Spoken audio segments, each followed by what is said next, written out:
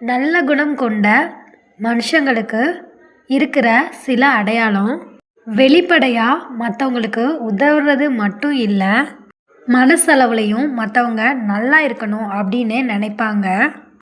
அவங்களோட வார்த்தைகளும் செயல்களும் எப்போதுமே மற்றவங்களுக்கு ஆறுதல் தரக்கூடிய ஒரு விஷயமா மட்டும்தான் இருக்கும். தன்னோட மனசை எப்போவுமே கட்டுப்பாட்டுக்குள்ளே வச்சுருப்பாங்க. யாரை பார்த்தும் எதுக்கும் பொறாமைப்பட மாட்டாங்க. அதே மாதிரி அவங்கள மாதிரி வாழணும்னு நினைக்க மாட்டாங்க. அடுத்தவங்களுக்கு கிடைச்சது எல்லாமே நம்மளுக்கு கிடைக்கணும் அப்படின்னு ஆசையும் பட மாட்டாங்க. அடுத்தவங்களோட தவறுகளை மன்னிக்கக்கூடியவங்களாக இருப்பாங்க. யாரையும் தன்னோட வார்த்தைகளாலையும் செயல்களாலையும் கட்டுப்படுத்தணும்னு நினைக்க மாட்டாங்க. அமைதியாக இருக்கிறதுக்கு பழகிக்கோங்க.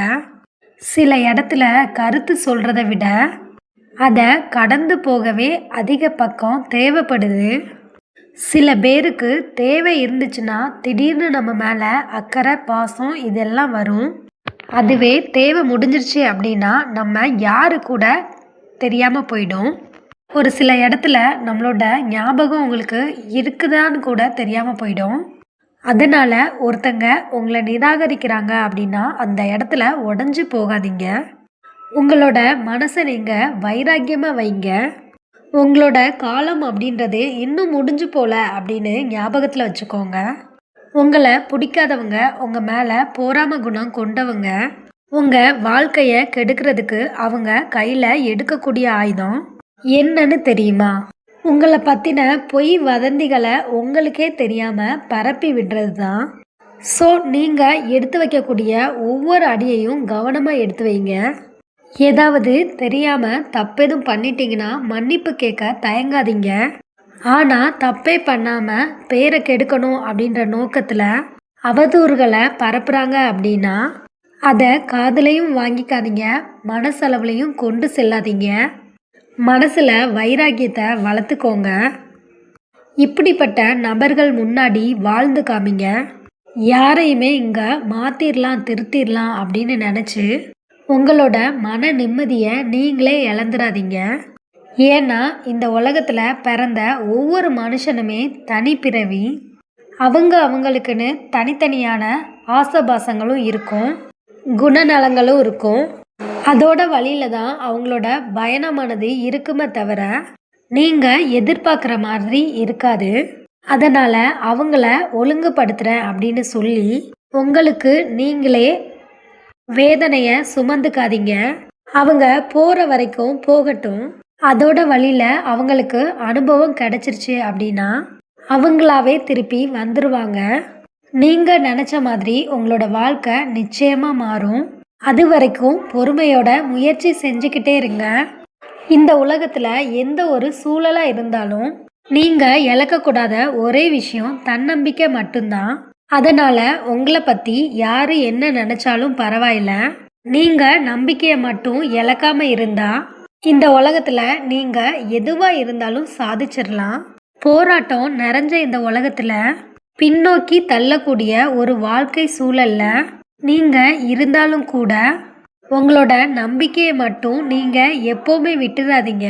ஒரு புது கட்டடம் கட்டணும் அப்படின்னா அங்கே இருக்கிற பழைய சுவர்களை நம்ம இடிக்க தான் செய்யணும்.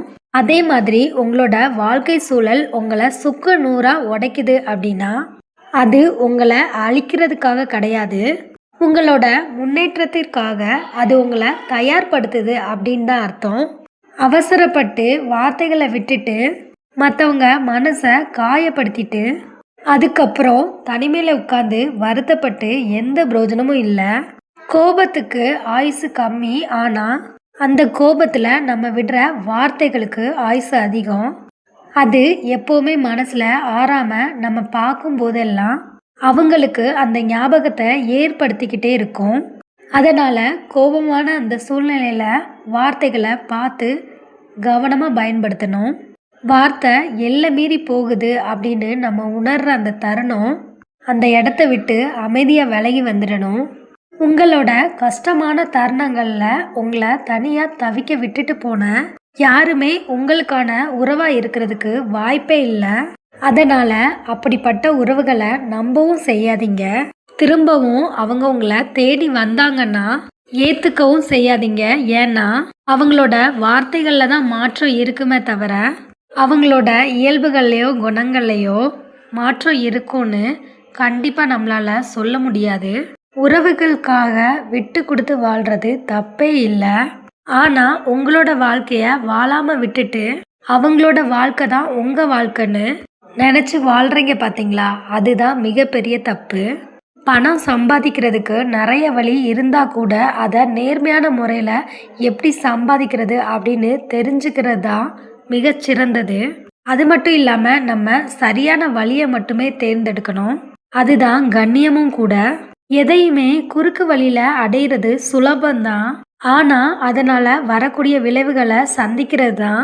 அது மட்டும் இல்லாமல் அதை கண்டிப்பாக நம்ம தான் சந்திக்க போகிறோம் அப்படின்றத மறந்துடாதீங்க.